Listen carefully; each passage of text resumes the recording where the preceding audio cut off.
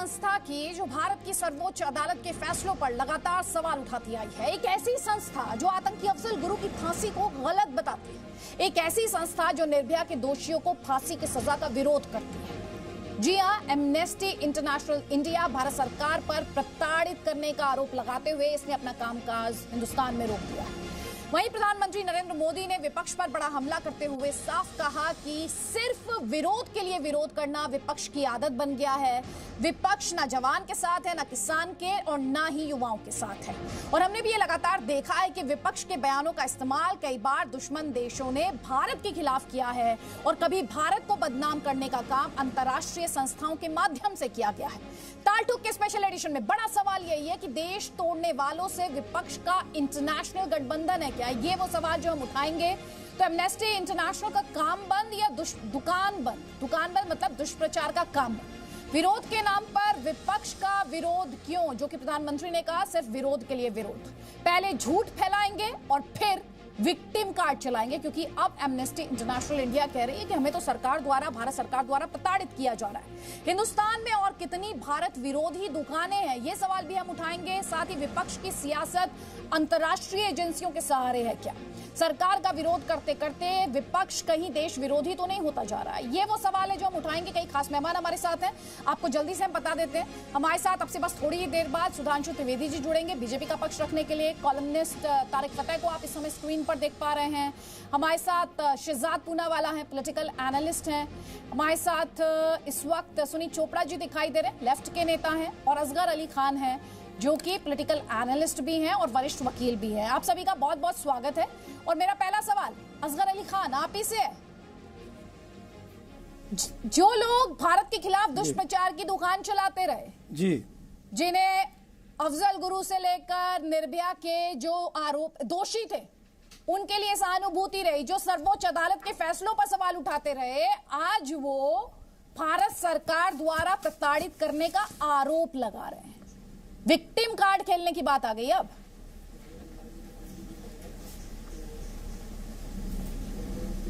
जी देखिए, इस पे गौर करने वाली बात यह है कि अब जैसे आज का ये मुद्दा है एमनेस्टी ऑर्गेनाइजेशन को लेकर कि 1966 में इन्होंने बिहार में काम शुरू किया था प्रिजनर्स और वुमेन को लेकर। मैं इसकी बैकग्राउंड से लेकर यूं चलना चाह रहा हूं कि हर चीज़, हर बात क्लियर रहे और मुद्दे पे बात हो जाए। तो अब उस वक्त 1966 से लेके आज तक कोई इनके खिलाफ आवाज़ नहीं उठी, कोई इनको बैन करने की, बंद करने की, इनकी मुखालिफत करने की कोई आवाज़ शुरू नहीं हुई।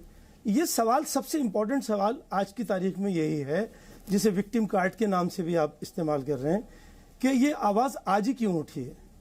इससे पहले अभी जस्ट इन्होंने क्या क्या मुद्दे उठाए, क्या वो सरकार के हिमायत में थे, क्या वो सरकार के खिलाफ थे? और अगर कोई सरकार के खिलाफ सही बात कह दी गई, मान लीजिए अगर ये कह दिया गया कि भाई सरकार सही से नहीं चल रही है, सरकार सही काम नहीं कर रही है, सरकार की इस चीज़ में फेल्योर है, जैसे सीएए की मामले को लेकर, दंगे के मामले को लेकर इस ऑर्गेनाइजेशन ने एक रिपोर्ट लगाई और उसने सरकार के ऊपर भी निशाना ताना। अगर किसी बात पे निशाना तान दिया जाए सरकार पर और वो निशाना अगर सही ताना जाए तो उसको लेकर सरकार आपको कैसे पता सर सही है? लगाने लगे, उनकी मुखालिफत करने लगे। असगर अली जी, सर आपने तो खुद ही अपनी अदालत लगाई, खुद ही वकील बन गए, खुद ही जज भी बन गए, सही भी ठहरा दिया सर, सही भी ठहरा दिया आपने। बिल्कुल सही। आप बिल्कुल सही बात कह रहे हैं। एक आदमी ने अपना ऑब्जर्वेशन दिया है, मैं भी अपना ऑब्जर्वेशन दे सकता हूं, आप भी दे सकते हैं। आप ये कह सकती हैं कि ये दंगे उन लोगों ने फैलाए जो सीएए की हिमायत कर रहे थे। मैं ये कहूं कि साहब ये लोग उन्होंने फैलाए जो इसकी मुखालिफत कर रहे थे। एक कहे कि ये सरकार का फेलोर है, दूसरा कहे कि ये एडमिनिस्ट्रेशन का फेलोर है। ठीक है, सुधांशु त्रिवेदी जी, ठीक है, अगर कोई अपना मशवरा देता है, सुधांशु त्रिवेदी जी को फ्लोर दे दीजिए, फिर मैं आपको दे रही हूं। सुधांशु त्रिवेदी जी काउंटर करना चाह रहे हैं, प्लीज मैं उन्हें फ्लोर दे रही हूँ, उन्हें फ्लोर दे रही हूँ। उनकी दलीलें दो हैं सुधांशु जी, आप थोड़ा सा इस डिस्कशन में बाद में आए। इन्होंने एक तो ये कहा कि इतने सालों में, इतने दशकों में सवाल नहीं उठे, और दूसरा कि एमनेस्टी इंटरनेशनल इस तरह की बातें तो हमेशा से करती आई है, तो फिर अब आकर ये नौबत क्यों आई है? देखिए, असगर अली साहब ने जो बोला, मैं उनकी एक बात में करेक्शन कर दूं। उन्होंने कहा आज तक कभी इनके ऊपर सवाल नहीं उठे। जनाब, 2009 में यूपीए सरकार के शासनकाल में इनको फॉरेन फंडिंग का लाइसेंस रिजेक्ट कर दिया गया, इसलिए उन्होंने एक बार टेम्परेरी अपना ऑपरेशन रोक दिया। जब कोडनाकुलम रिएक्टर के ऊपर इतना धरना प्रदर्शन हुआ था तमिलनाडु में, और उस समय तत्कालीन प्रधानमंत्री डॉक्टर मनमोहन सिंह का ऑन रिकॉर्ड बयान है जिसमें उन्होंने कहा कि इसके पीछे एक एनजीओ का हाथ है, और सरकार ने कई बार बोला था कि उसमें एमनेस्टी इंटरनेशनल के लोगों का हाथ है। और जब कश्मीर में टेररिस्ट होते थे, उसके लिए क्या शब्द प्रयोग करते थे? Armed group member. Armed group member, terrorist नहीं। और जब सीए कानून था तो ये क्या यूज करते थे? बिगॉटेड, यानी धर्मांध सीए कानून। भाई, आपका काम सेवा करना है, जो सेवा करिए। आप किसी कानून पे टीका टिप्पणी कैसे करें? चलिए, वो भी एक अलग बात है। आपकी 4 एंटिटीज थी, किसी एनजीओ की 4 एंटिटीज होती हैं। इन्होंने एफडीआई लाया 26 करोड़ का। प्रत्यक्ष विदेशी निवेश कभी एनजीओ में होता है, कंपनी में होता है।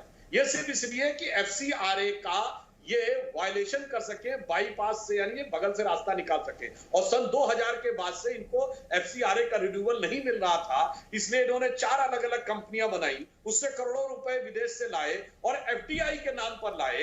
और जब ये बातें प्रवर्तन निदेशालय ने इनसे पूछी तो इनके पास जवाब नहीं था, तो इन्होंने विक्टिम कार्ड खेला और उसके बाद सरकार पे आरोप लगाने लगे। तो चाहे राजनीतिक देख लीजिए, चाहे आर्थिक देख लीजिए, तकनीकी देख लीजिए या सैद्धांतिक देख लीजिए, पिक्चर आपके सामने एकदम स्पष्ट है। ठीक है, विक्टिम कार्ड खेला शहजाद पूनावाला, उसके बाद सुनीत चोपड़ा। जल्दी जल्दी एक कमेंट लेना चाहती हूँ सबका। एक सेकंड, असगर अली साहब, मैंने आपकी बात सुनी, सबको मौका दीजिए। इस तरीके से नहीं होती डिबेट। असगर अली साहब क्योंकि कोर्ट के लॉयर है, एमनेस्टी इंटरनेशनल ने जुडिशरी ऑफ इंडिया को कंडेम किया अफजल गुरु की हैंगिंग के लिए।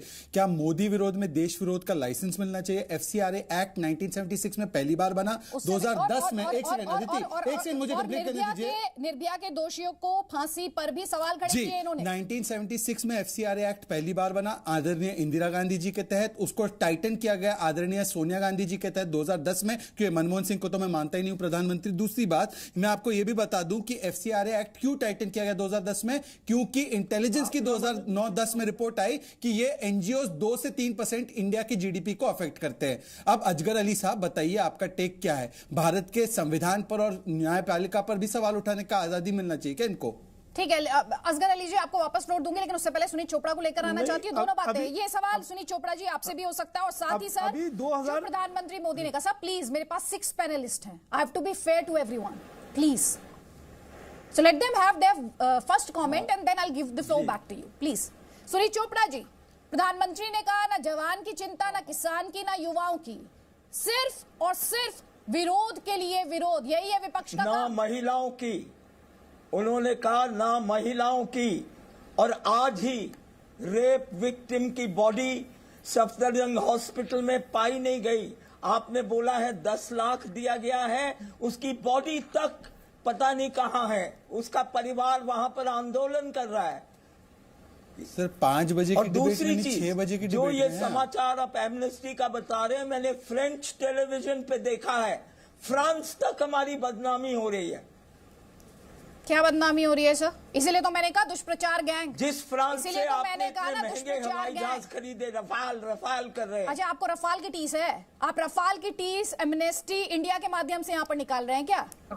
रफाल को महंगा खरीदा और फ्रांस में आपकी बदनामी इसका हुई। एमनेस्टी के ऊपर क्या लेना देना है सर? आधार पर सर आज आप चाइनीज एनजीओ की तरह साउंड कर रहे हैं। Chinese NGO. फ्रेंच टेलीविजन ने सुनीत चोपड़ा साहब, दुनिया का एक कम्युनिस्ट कंट्री बताइए। आप चाइनीज से भी नीच हैं, आप क्या हैं? अरे अरे अरे सर, ऐसे मत बोलिए सर, ऐसे मत बोलिए सुनीत चाचा की चोपड़ा जी। सुनीत चोपड़ा जी प्लीज एक सेकंड। सुनीत चोपड़ा जी ऐसे लफ्जों का इस्तेमाल, एक सेकंड रुक जाइए सर। ऐसे ना भाषा पर मर्यादा, सर भाषा की मर्यादा का ध्यान रखिए सर, चिल्लाइए नहीं सर, आराम से भाषा की मर्यादा रखिए सर। चाइना का नहीं सर आप क्या बोल रहे हैं? मोनोलॉग नहीं है सर, मोनोलॉग नहीं है, सवाल है मेरा, उस पर जवाब चाह रही थी सुधांशु त्रिवेदी और उसके बाद तारिक फतेह। प्लीज प्लीज, और दर्शकों को स्पष्ट करते हुए, बहुत रिस्पॉन्सिबल प्लेटफॉर्म जी न्यूज, हम पैनलिस्ट की किसी भी कमेंट या भाषा को एंडोर्स नहीं करते हैं। बार बार इस बात को स्पष्ट करते हुए सुधांशु त्रिवेदी जी आपका काउंटर से संक्षेप में, उसके बाद तारिक फतेह। सिर्फ एक वाक्य में सुनील चोपड़ा जी जरा विनम्रता से बता दें, ये कम्युनिस्ट पार्टी का प्रतिनिधित्व करते दुनिया का एक कम्युनिस्ट कंट्री बताइए जहां एमनेस्टी इंटरनेशनल काम कर रहा हो। चीन में काम कर रहा है कि नॉर्थ कोरिया में कि क्यूबा में, या इससे पहले ईस्टर्न यूरोप में काम करता था? बता दीजिए। यहाँ पे भाषण देने चले आते हैं जनाब। आप कम्युनिस्ट समाज बना पाए तो लोग मान लेंगे। आपने तो लाखों को मरवाया। इंडिया में काम कर रहे हैं नहीं, ये बताइए। और सर आप कोविड में चले गए, आज आपकी दुखती रखते हाथ रखा मर रहे हैं, आप उसको बैन करने पे आ गए। आप क्या कह रहे हैं अपने देश? अरे हमने कहा हमने आपको दुखती रखते हाथ रखेंगे, आप उनका वजूद मिटा देंगे। असगर अली पूर्व प्रधानमंत्री मनमोहन सिंह जी ने कहा, हमने नहीं कहा। 2009 में जो आपकी दुखती रख पे हाथ रखेगा, आप उसका वजूद मिटाने की कोशिश करेंगे। अभी तक आपने आपकी सरकार ने सिर्फ यही किया है, लेकिन आपके ही बोलने वाले ने कहा मैं मनमोहन सरकार ने अभी तक यही किया है। अगर किसी ने दुखती रख पे हाथ रखा तो उसका वजूद मिटा दो। नहीं, दुखती रख क्या होती है असगर अली खान? दुखती रख क्या होती है सर? हिंदुस्तान के खिलाफ दुष्प्रचार की इजाजत दे दी जाए इस देश की। सर सुन लीजिए, देश की सर्वोच्च अदालत में सवाल खड़े किए, आपको खुद ये बात पता है, आपको खुद ये बात पता है, और आप एक ऐसी संस्था का बचाव कर रहे हैं सर, आप एक ऐसी संस्था का बचाव कर रहे हैं सर। मैं तारिक फतेह को फ्लोर दूंगी। It has been 11 minutes. He has been waiting.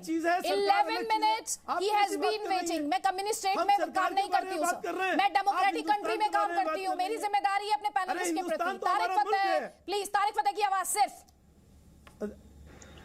देखें, ये 1966 की जो बात की ना, वो दुरुस्त है। उस जमाने में ये ऑर्गेनाइजेशंस अलग होती थी। ये जो 1990 के बाद एनजीओज को यूज किया जा रहा है अराउंड द वर्ल्ड, वो एक छोटे बच्चे से पूछा कि तुम बड़े होके क्या बनोगे, उसने कहा NGO. It has literally become a career path. अब जिन साहब ने आज के दिन ये अनाउंस किया है, रजत खोसला नाम है उनका, कि बंद एमनेस्टी इंटरनेशनल, ये तो पिछले हफ्ते तक वहां बैठे हुए थे यूनाइटेड नेशंस जिनीवा में with the Islamic countries and China on issues. ये WHO के रिप्रेजेंटेटिव थे जो चाइना को डिफेंड कर रहे थे कोविड-19 पे। जरा ढूंढ के लाइए ना, रजत खोसला हैं कौन? रजत खोसला साहब की एमनेस्टी इंटरनेशनल ने जो कोई 10 लाख मुसलमानों को चाइना में कंसंट्रेशन कैंप में बंद किया हुआ है, उस पर इनकी जबान क्यों नहीं खुलती? ये बदनसीबी हिंदुस्तान की है कि हिंदुस्तान के कुछ नौजवान जो अपने आप को स्टाइलिश वेस्टर्नाइज समझते हैं, उनका सिर्फ एक वैलिडेशन होता है अपनी इंफीरियरिटी कॉम्प्लेक्स खत्म करने के लिए कि वो हिंदुस्तान को गाली दें। अब वो फिर एक्सेप्ट हो जाती है कि वेरी इनलाइटेड, जो कि इस्लामिक राष्ट्र है, उसने अभी तक सिंकियांग के बारे में कुछ नहीं कहा है। आप बताओ, इस्लामिक राष्ट्र नहीं बोल रहा, आप कहां से बोल रहे हैं? अमेरिका की बहुत दिक्कत हो रही है सुनील चोपड़ा जी, मतलब पाकिस्तान इनका बैरोमीटर ऑफ ट्रूथ है। आपको तो बहुत दिक्कत हो रही है सर, आपको तो बहुत दिक्कत हो रही है ह्यूमन राइट्स की। हिंदुस्तान में तो आपको बहुत चिंता होती है सर, वहां पे आपको ये सही लग रहा है, सही लग रहा है आपको। तारिक फतेह 30 सेकंड, उसके बाद सुधांशु त्रिवेदी प्लीज जल्दी जल्दी सर, ऐसे बीच में इंटरप्ट मत कीजिए। मतलब पाकिस्तान ना बोले तो सही है, पाकिस्तान आतंकवाद पे जो बोलता है उसकी भी बात मानते हो क्या? देखिए, एमनेस्टी इंटरनेशनल आजकल फंडेड है जॉर्ज सोरोस से, जो बिलियंस खर्च किया जा रहा है अमेरिका में, बाहर भी डेमोक्रेटिक गवर्नमेंट गिराने के लिए। देश है ये, कमाल करते हैं, सीधी बात नहीं कर सकते सर आप लोगों से। आपने देखा जॉर्ज सोरोस कितने बिलियन खर्च कर रहा है दुनिया भर में, क्या कियोस मचाया हुआ उन्होंने अमेरिका की शहरों के अंदर। आप यहाँ बैठे हुए कह रहे हैं जैसे कुछ हुआ ही नहीं। एमनेस्टी इंटरनेशनल पैदा कहां से हुई? ये हर बच्चा, ये पॉलिटिकल पार्टी में क्यों नहीं जाते हैं? ये जितने एमनेस्टी इंटरनेशनल के पालतू लोग हैं जिनको बड़ी बड़ी तनख्वाहें 10-10 हजार डॉलर महीने का मिलता है, ये क्यों नहीं चले जाते कांग्रेस में मेंबर बन जाएं, सीपीआई के बन जाएं, जहां चाहते हैं। ये सियासी अमल है, ये एनजीओ का मुखौटा। आप कह रहे हैं ये जो एनजीओ का मुखौटा उतार दे, यही कह रहे हैं ना तारिक फतेह आप? हाँ, कि काम तो दुष्प्रचार का ही करते हैं हिंदुस्तान के खिलाफ। ये मतलब क्या एनजीओ? ठीक है। सुनील चोपड़ा जी, सुनिए मेरी बात सर। झूठ बोल रहे हैं। सुन लीजिए क्या झूठ बोल रहे हैं सर आप। एक तो ये आपका देश, आपके यहाँ, सुन लीजिए मेरी बात। सुनील चोपड़ा जी प्लीज सर, आप किस तरह से बात कर रहे हैं? आप किस तरह से बात कर रहे हैं सर? मैं जनता के लिए, दर्शकों के लिए डिस्कशन लेकर आई हूँ। मैं डिस्कशन जनता के लिए लेकर आई हूँ सर। आप मेरे ऊपर चिल्लाएंगे, आप पैनलिस्ट के ऊपर चिल्लाएंगे, किसी को क्या समझ आएगा सर? मेरे आधे घंटे के इस डिस्कशन से अगर दर्शकों को कुछ हासिल नहीं हुआ तो ये चर्चा मेरी और आपके लिए नहीं है ना सर। हिंदुस्तान भर में मुझे हो हल्ला नहीं चाहिए सर, मुझे प्लीज वो हल्ला नहीं चाहिए। आप अपने मुद्दे की बात कीजिए, आप तर्कों के माध्यम से अपनी बात रखिए sir. Please, this is not the place to shout, please. इसलिए I don't want to be shouting, but I want this discussion to be productive, please. आपके यहाँ ये होता है, हिंदुस्तान है ये आपका भी उतना ही देश है जितना मेरा या फिर शहजाद पूनावाला का, ये सबका हिंदुस्तान है। आप ये इस तरह का सेग्रीगेशन बंद कीजिए। वो चाइना को अपना मानते हैं ना, प्रॉब्लम यही है, वो चाइना को अपना मानते हैं, इसलिए ये हमारा बोल रहे हैं। कौन है पूछिए। सुनीत जी एक सेकंड, काम डाउन। सुनीत जी मुझे पता है एमनेस्टी बंद हो गया, आपको दुख हो रहा है, पर मुझे बताओ ये संदीप दीक्षित का बयान है, FCRA was a law brought by us, why is the FCRA now being changed to make it more difficult? ये वो अपनी सरकार से पूछ रहे थे। भाई दूसरों का किया धरा आप बार बार मोदी पर डालते हैं, और मोदी विरोध में देश विरोध का लाइसेंस नहीं मिल सकता। सुनील चोपड़ा जी ये समझ जाओ आप, ये बात समझ जाओ, आपकी मंडली जितना जल्दी समझ जाएगी ना बेहतर होगा। ठीक है, कर चुके हैं, कर रहे हैं। सुधांशु त्रिवेदी दो बातें की जरूरत बढ़ी है या घटी है? आप लोग एक साथ क्यों बोलने लग जाते हैं प्लीज? अरे असगर अली खान जी सर, अगर आपकी बात क्लैरिटी के साथ ही नहीं गई तो फिर लोगों को क्या समझ आया सर? प्लीज सुधांशु त्रिवेदी, दो बातें। एक तरफ विपक्ष का विरोध के लिए विरोध जो कि प्रधानमंत्री कह रहे हैं, दूसरी तरफ अंतर्राष्ट्रीय एजेंसीज का इस तरह से भारत के खिलाफ दुष्प्रचार। लेकिन सर ये दोनों ही केसेस में ऐसा हो कैसे पा रहा है, ये मैं आपसे समझना चाहती हूं सर, क्योंकि हर बार आपकी सरकार पर आरोप यही लगता है कि आपकी सरकार द्वारा उन लोगों को कुचलने की कोशिश की जाती है जो सरकार से सवाल पूछने की कोशिश करते हैं। देखिए, विपक्ष के द्वारा आरोप के लिए आरोप नहीं, विपक्ष के द्वारा आरोप के लिए अनर्गल आरोप। अब मैं दूसरा उदाहरण देता हूं कि जो हमने एमनेस्टी इंटरनेशनल पे कार्रवाई हुई, सिर्फ 3 बातों का वो उत्तर देते। नंबर 1, कोई एनजीओ 4 एंटिटीज क्यों बनाता है कंपनी? नंबर 2, उनमें फॉरेन डायरेक्ट इन्वेस्टमेंट यानी प्रत्यक्ष विदेशी निवेश क्यों लाता है? भाई समाज सेवा करने वाले जो कंपनियां हैं वो नॉन प्रॉफिट ऑर्गेनाइजेशन कहा जाता है एनजीओ को, और उनकी जो एंटिटीज हैं यानी जो एमनेस्टी इंटरनेशनल ने अपनी एजेंसीज क्रिएट की, एमनेस्टी इंडिया प्राइवेट लिमिटेड, वो करोड़ों रुपए का मुनाफा कमाती है। वे जवाब दीजिए, एनजीओ मुनाफा कमाता है क्या? Exactly. उसका रजिस्ट्रेशन ही इस आधार पे होता है कि वो मुनाफा नहीं कमाएंगे, वो नो प्रॉफिट नो लॉस पे चलते हैं सेवा कार्य के लिए। तो पहले वो अपनी एक ऑफशूट कंपनी बनाते हैं, उसमें विदेश से सीधे पैसा लाते हैं, फिर उसमें मुनाफा कमाते हैं, और मुनाफा कमाने के बाद जब उनसे पूछा जाता है कि आपने क्यों खोला, आपका FCRA का रजिस्ट्रेशन रिन्यू नहीं हुआ, हमारे जमाने में नहीं, कांग्रेस के जमाने में भी नहीं रिन्यू हुआ, तो आप ये असगर अली खान दीजिए जवाब। ये कैसे एनजीओ है? सुधांशु जी के साथ दोबारा संपर्क करने की कोशिश करेंगे। अगर असगर अली खान जो सवाल उन्होंने उठाया, कमाकर देखिए, गौर से सुन लीजिए बात को।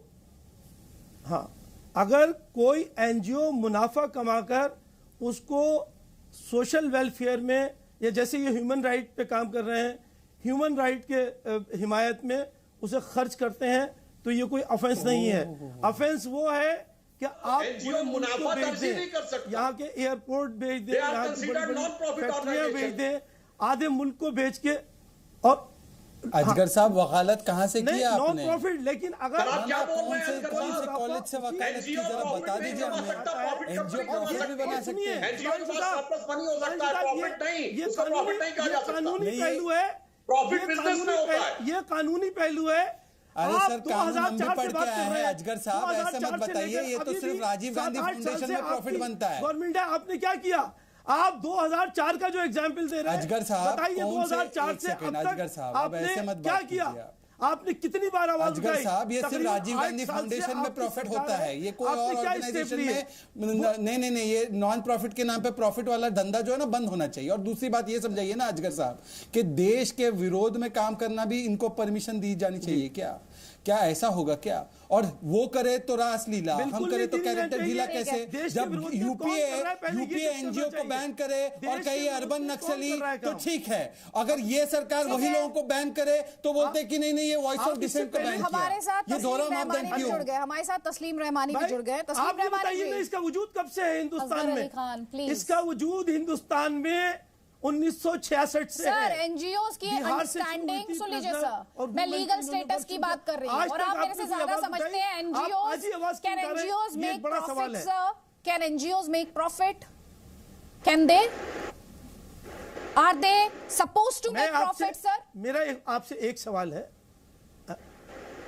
आप पहले इस बार मैं इन्हीं का सवाल इन्हीं से पूछ रहा हूं, ये बताएं कि ये जो 1966 से, अरे तो 2014 के बाद ही देश विरोधी काम क्यों शुरू किया?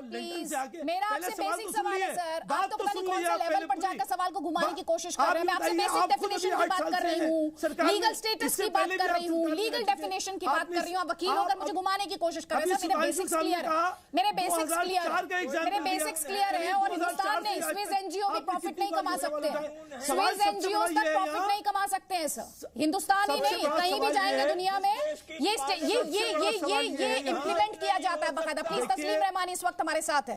तस्लीम रहमानी जी, यहाँ पर दो बातें हो रही हैं। एक तो सर, जो लोग अफजल गुरु की फांसी पर सवाल उठाते रहे, जो लोग निर्भया के दोषियों को फांसी देने का विरोध करते रहे, वो लोग आज सरकार द्वारा प्रताड़ित किए जाने का विक्टिम कार्ड खेल रहे हैं। किस बात पर खेल रहे हैं? क्योंकि उनके अकाउंट्स की जांच हो रही है, नियमों के तहत जांच हो रही है, उनको उसमें विच हंटिंग नजर आ रही है। सर, ये विक्टिम कार्ड खेलने की जरूरत क्या है? सर रुक जाइए ना असगर अली खान साहब, प्लीज सर। आपका नाम तस्लीम रहमानी नहीं है ना सर? प्लीज सुन लीजिए, और दूसरे को पैनलिस्ट को भी कमेंट देते हुए सुन लीजिए ना सर, वो भी कमेंट करने आए ना सर। प्लीज उनके वक्त का भी सम्मान कीजिए। तस्लीम रहमानी जी, आपका कमेंट सर। जी, मैं ये अर्ज कर रहा था आदित्य जी कि सवाल ये है कि जो हमारे यहाँ पर stated and let down principles हैं, क्या आज हम 2014 के बाद उन तमाम प्रिंसिपल्स पे कंप्रोमाइज करके आगे चलेंगे? क्या क्वेश्चन रेज करना क्या इंसानियत के खिलाफ है, मुल्क के कानून के खिलाफ है, डेमोक्रेसी के खिलाफ है, सोशलिज्म के खिलाफ है? किस चीज के खिलाफ है? सवाल तो खड़े किए जा सकते हैं ना, चाहे वो अफजल गुरु हो, चाहे वो याकूब मेमन हो, चाहे वो गीता बल्ला उस गीता का हथियारा हो, जिसको भी है। एक प्रिंसिपल है कि सर आपको टेररिस्ट, सर आप मुझसे कह रहे हैं कि टेररिस्ट की हैंगिंग को भी पूरी दुनिया ने माना है। नहीं सर, टेररिस्ट आतंकवादी सर, आतंकवादी डेफिनेशन नहीं है दुनिया ने ना। नहीं सर, आपके हिसाब से अफजल गुरु आतंकवादी नहीं था क्या? याकूब मेमन आतंकवादी नहीं था क्या? आज तक सर आप क्या बातें कर रहे हैं? नहीं, अब मुझसे ये मत कह दीजिएगा कि कसाब के भी आतंकवादी स्टेटस को लेकर आपके मन में दुविधा है। और आपको भी नहीं मालूम sir, please, I trust judiciary. I trust judiciary in this country. They got a fair trial. Please, तस्लीम रहमानी जी, प्लीज तस्लीम रहमानी जी, प्रोपेगेंडा मत चलाइएगा। My basics are very clear, sir. इस देश में जुडिशरी है, इस देश में जुडिशरी है। They got a fair trial in this country, sir. They got a fair trial. Please लोगों को गुमराह मत कीजिए सर, मत गुमराह कीजिए प्लीज। तस्लीम रहमानी जी, आप इतने वरिष्ठ हैं, आपसे उम्मीद नहीं करती। आपको अपनी आवाज ज्यादा पसंद है, आप सुधांशु त्रिवेदी जी, प्लीज सर, उनका काउंट है। वो कह रहे हैं टेररिस्ट की डेफिनेशन उनको नहीं समझ आती सर। मैंने टेररिस्ट की डेफिनेशन नहीं है उनके हिसाब से। मैं चैलेंज कर रहा हूँ टेररिस्ट की डेफिनेशन। सर आप मुझे चैलेंज कर लीजिए सर, आतंकवादियों को चैलेंज मत कीजिए, उनको आतंकवादी करार दिया जाना चाहिए अगर वो इंडियन स्टेट के खिलाफ है तो। सर प्लीज मुझे चैलेंज कर लीजिए, मैं तैयार हूँ, लेकिन इंडियन स्टेट के खिलाफ कोई भी आम उठाता है, साजिश करता है, अटैक का हिस्सा बनता है, उसको आतंकवादी मानिए please. Sudhanshu Trivedi, closing comment उनका प्लीज। देखिए, तस्लीम रहमानी साहब ने कहा कि टेररिज्म यानी आतंकवाद की कोई परिभाषा नहीं है, मगर तस्लीम रहमानी साहब छाती ठोक ठोक के हिंदू आतंकवाद बोलते थे। इंटरनेशनल आतंकवाद का कोई मतलब नहीं होता, मगर हमने इस देश में हिंदू आतंकवाद शब्द सुना, हमने सिख आतंकवाद सुना, हमने तमिल आतंकवाद का मजहब होता है, हमने बोडो आतंकवाद का मजहब होता है। एक ही आतंकवाद है, उसका मजहब नहीं होता, वो आतंकवाद है, परिभाषा नहीं होती। और ये परिभाषा आतंकवाद का मजहब नहीं होता, लागू होती है। इस दुनिया में हिंदू आतंकवाद भी मौजूद है, भाई साहब डोनेशन में बुद्धिस्ट आतंकवाद भी है, सिख आतंकवाद भी है, क्रिश्चियन आतंकवाद भी है, ये तस्लीम रहमानी PFI का प्रवक्ता, व्यापार करके कमाया जाता है। हर धर्म में आतंकवादी है, एमनेस्टी इंटरनेशनल को हर पैसा धर्म दान में है, देता था, मुनाफा कमा रहे। बुद्धिस्ट आतंकवादी है, हिंदू आतंकवादी ठीक है, है। बहुत ये बढ़िया, कहते हैं आप लोगों अफजल ने गुरु आतंकवादी आतंकवाद- नहीं, हिंदू आतंकवादी। नहीं आतंकवादी का धर्म नहीं होता। अब तक तो लेकिन ये कहते थे, अब आपने इसीलिए- धर्म में और आतंकवादी इसीलिए आतंकवाद बताना की शुरू कोई कर दिया। definition नहीं है। तस्लीम रहमानी जी, आज आपने आतंकवाद की नई व्याख्या की है। अभी तक तो ये सुनते आए थे कि आतंकवाद का कोई धर्म नहीं होता, लेकिन आज आपने उस आतंकवाद की नई व्याख्या की। आपने कहा हर धर्म में आतंकवाद है। सर, अब आपके इस दर्शन शास्त्र के बारे में मैं क्या कहूँ। आप सभी मेहमानों को बहुत बहुत शुक्रिया, लेकिन आपको स्पष्ट करते हुए आपका भरोसा, आपकी विश्वसनीयता हमारे लिए बहुत ज्यादा सर्वोपरि है। इस भरोसे के लिए देखिए, विश्वसनीयता की 4 पैमाने हैं। देखिए, रिपोर्टर की मौके पर इस खबर को लेकर मौजूदगी नहीं, लेकिन खबर की पुष्टि है, गवाह और एक्सपर्ट्स आपने इस चर्चा में ही देख लिए, और साथ ही तकनीकी विश्वसनीयता हमारी इस खबर से जुड़ी हुई। तो जी न्यूज पर आप आंखें बंद करके भरोसा कर सकते। Presenting B News app available on Google Play and App Store. Download it now.